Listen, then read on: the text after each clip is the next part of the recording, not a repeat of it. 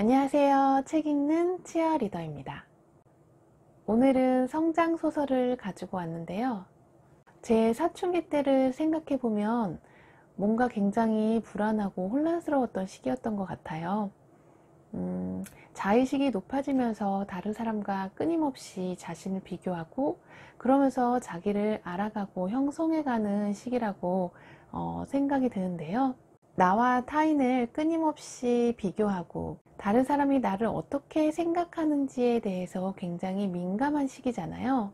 정신적으로 육체적으로 또 급격한 변화를 겪기 때문에 가장 불안감이 고조되는 시기라 힘든 게 아닐까 싶습니다. 사춘기를 가장 잘 극복하는 방법 중에 하나로 가능한 다양한 사람들이 되어보는 것을 추천하는데요. 현실적으로 그것을 실천하기는 굉장히 힘든데요. 간접적으로 다양한 사람들을 만나고 그들의 입장이 되어보는 게 바로 소설 읽기가 아닌가 싶습니다. 그래서 제가 오늘 사춘기 소년, 소녀들이 재미있게 읽을 수 있는 성장소설을 가져왔는데요. 첫 번째 소설은 여자아이들을 위한 성장소설입니다. 저기를 담아 애정을 고백하는 법. 이 책의 저자는 무라타 사야카인데요. 저자는 이 책으로 제26회 미시마 유키오상을 받았고 2016년에는 편의점 인간으로 제155회 아쿠타가와상을 받았다고 합니다. 아쿠타가와상은 우리나라의 이상문학상처럼 일본 문학계의 최고 권위 문학상입니다. 무라타 사야카는 정상과 비정상의 그 경계에 서서 과연 정상이란 무엇이고 비정상이란 무엇인가를 계속 독자가 끊임없이 생각하게 만드는 작가입니다. 이 책의 주인공은 여자인데요. 사춘기 소녀의 성과 욕망을 다루고 있습니다. 그녀가 진정한 자신을 찾아가는 과정을 현실적이고 사실적으로 묘사했습니다. 사실 제가 읽었던 성장소설의 대부분의 주인공은 남자였고요. 여자는 남자 주인공의 첫사랑의 대상이자 성과 욕망의 대상으로만 존재했지만 이 책의 여주인공은 섬세한 심리와 그리고 끓어오르는 욕망을 잘 표현했습니다. 그리고 사춘기 소녀의 폭넓은 감정 스펙트럼을 잘 표현했는데요. 교우관계에서 여자들은 약간의 거짓말과 배려로 자신의 마음과는 다르게 이야기하곤 하잖아요. 이성관계에서도 좋아하는 남자를 짝사랑하고 멀리서 지켜보는 것만으로도 만족하는 등 이 사춘기 소녀들의 일상과 감정들을 너무 잘 묘사해서 공감이 많이 되었습니다. 교실이라는 공간을 단순히 공부만 하는 곳이 아닌 계급이 나누어진 공간으로 보았는데요. 사실 사회보다 더 잔인한 계급이 존재하는 곳이 바로 교실이었습니다. 여주인공인 유카가 초등학교에서 중학교로 넘어가는 과정을 그린 작품인데요. 그 시기에 친구관계와 이성관계를 통해서 어떻게 자의식과 자존감을 형성해 나가는지를 보여줍니다. 초등학교 때는 와카바 노부코와 함께 삼총사로 늘 붙어 다니지만 중학교에 올라와서는 서로 다른 그룹에 속하게 되는데요.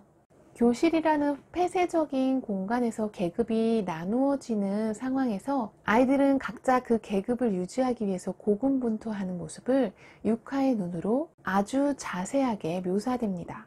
그리고 초등학교 때 자신의 성적 욕망의 장난감으로 여겼던 이부키는 중학교에 들어와서는 인기남으로 등극하게 되는데요. 유카는 이부키를 좋아하지만 그 마음을 숨기고 이부키를 몰래 만나면서 그에게 기습 키스를 하거나 성추행을 하는 등 자신의 성적 욕망을 그를 통해 충족하려고 합니다.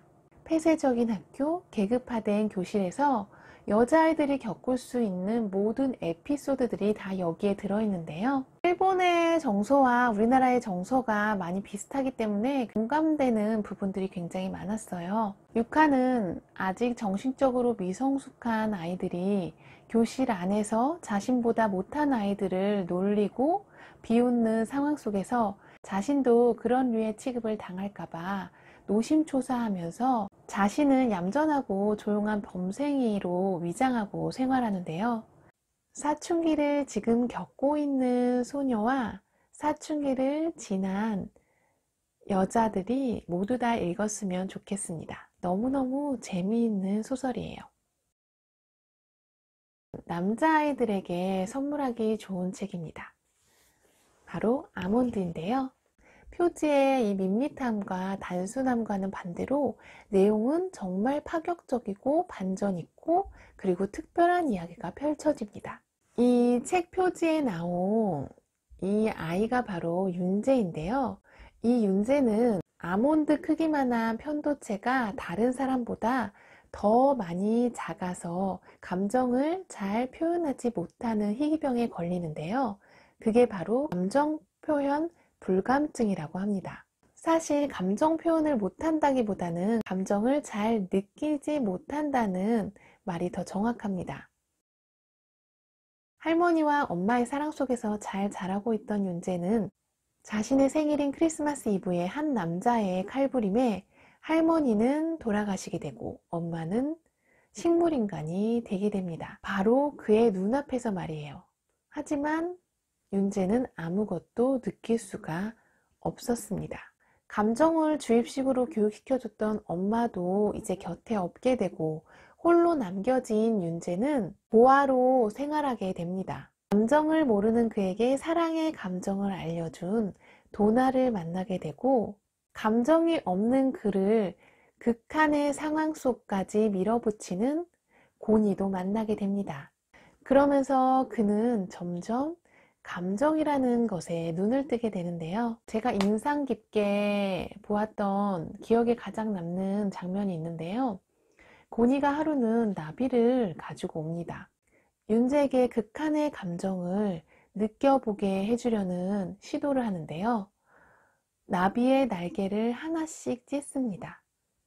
하지만 윤재는 불편하다는 느낌만 들 뿐 그 어떤 감정도 표현하기가 힘든데요. 정말 감정이라는 것에 대해서 수많은 생각들을 하게 해준 책입니다. 두 소설은 이렇게 특별한 이야기를 담고 있으면서도 너무너무 재미있게 읽을 수 있는 꿀잼 소설입니다. 한번 손에 잡으면 정말 밤새서 읽게 될 거예요. 사람은 어느 한 시기만 성장하는 것이 아니라 끊임없이 성장하는 존재잖아요. 아마 어른들도 너무 재미나게 읽으실 수 있으실 거예요. 사춘기 시절에 소설책을 많이 읽는 게 정말 중요한 것 같다는 생각이 들었습니다. 그 시기에 읽은 소설들이 앞으로 살아갈 자양분이 될 거니까요. 초등학교 고학년쯤 되는 아이들이 재미있게 볼 수 있는 성장소설도 있는데요. 바로 플립이라는 책이에요. 첫사랑에 대한 여자의 시선과 남자의 시선을 각각 보여주는데요. 사춘기에 들어서서 느끼는 혼란스러움, 그리고 이성에 대한 좋아하는 감정 등을 아주 잘 표현한 책이라고 할 수 있습니다. 영화로도 나와 있으니까 같이 보면 좋을 것 같아요. 사춘기 자녀를 두신 부모님이라면 아이와 함께 꼭 읽어보시길 바래요. 소설을 읽는다는 게 다른 어떤 영상이나 영화보다도 더 큰 감동과 여운을 줄 수 있다는 것을 자녀들이 알게 해주세요. 그럼 오늘도 저와 함께 해주셔서 정말 감사합니다. 다음 영상도 기대 많이 해주세요. 그럼 안녕.